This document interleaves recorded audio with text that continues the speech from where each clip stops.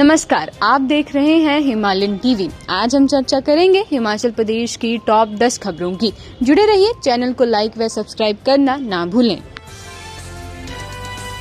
SC वर्ग के लिए 10,000 करोड़ के बजट पर सांसद सुरेश कश्यप का बड़ा बयान। प्रदेश की कांग्रेस सरकार पर साधा निशाना। भाजपा सांसद सुरेश कश्यप ने कहा कि प्रधानमंत्री नरेंद्र मोदी के नेतृत्व में केंद्र सरकार अनुसूचित जाति समाज के उत्थान और शक्तिकरण के लिए अभूतपूर्व कार्य कर रही है। लोकसभा में उनके द्वारा पूछे गए एक प्रश्न के उत्तर का हवाला देते हुए सांसद ने कहा कि केंद्र सरकार की नीतियां समाज के हर वर्ग को मजबूत बना रही हैं और विकास को धरातल पर उतार रही हैं। सांसद कश्यप ने बताया कि केंद्र सरकार द्वारा प्रधानमंत्री अनुसूचित जाति अभ्युदय योजना के तहत वित्तीय वर्ष 2021-22 से 25-26 तक कुल 10,080 करोड़ रुपए का बजट प्रावधान किया गया है। ऊना में अब घर द्वार पहुंचेगा सिलेंडर। प्रशासन ने जारी किया गैस सप्लाई का ये रूट चार्ट। जिला दंड अधिकारी जतिन लाल ने हिमाचल प्रदेश खाद्य नागरिक आपूर्ति एवं उपभोक्ता मामला विभाग द्वारा जारी निर्देशों की अनुपालना करते हुए सभी एलपीजी गैस एजेंसियों को जिला के उपभोक्ताओं को फोकल प्वाइंट्स और घर द्वार पर घरेलू गैस सिलेंडरों की सुचारू एवं समयबद्ध आपूर्ति सुनिश्चित करने के लिए सभी गैस एजेंसियों हेतु रूट चार्ट जारी किए हैं, ताकि लोगों को किसी भी प्रकार की असुविधा का सामना न करना पड़े और लोग किसी प्रकार की भ्रामक अफवाहों पर विश्वास न करें। सहायक स्टाफ नर्स के 390 नहीं, अब भरे जाएंगे 508 पद। सहायक स्टाफ नर्स के पदों पर तैनात होने के आवेदन करने वाले अभ्यर्थियों के लिए राहत भरी खबर आई है। अब नई अधिसूचना के मुताबिक प्रदेश राज्य चयन आयोग सहायक स्टाफ के 390 पदों की जगह 308 पदों के लिए भरने के लिए परीक्षा लेंगे। हिमाचल के स्कूलों में नर्सरी से पहली कक्षा में दाखिले के लिए नए नियम लागू। शिक्षा विभाग ने अभिभावकों को दी ये पावर। हिमाचल प्रदेश में बच्चों के स्कूल एडमिशन को लेकर लंबे समय से चल रहे उम्र का कंफ्यूजन अब हमेशा के लिए खत्म हो गया है। शिक्षा विभाग ने दाखिले के लिए नए और सख्त दिशा निर्देश जारी किए हैं। अब बच्चों के दाखिले के लिए 30 सितंबर की तारीख कट ऑफ माना जाएगा। सबसे बड़ी बात यह है कि नियम केवल सरकारी ही नहीं बल्कि प्रदेश के सभी प्राइवेट स्कूलों पर भी समान रूप से लागू होंगे। अब कोई भी स्कूल दाखिले के नाम पर अपनी मनमानी नहीं कर पाएगा।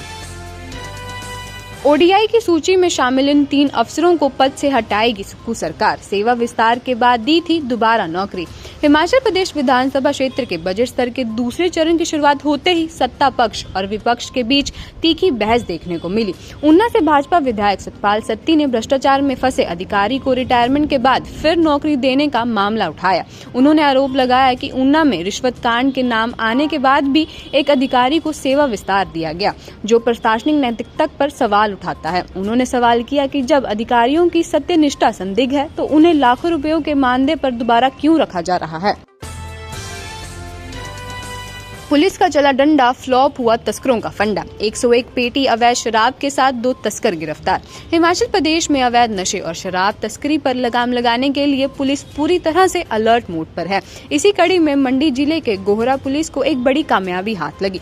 पुलिस ने चैल जंजैली नाकाबंदी के दौरान एक पिकअप गाड़ी से अवैध रूप से ले जा रही 101 पेटियां शराब बरामद की।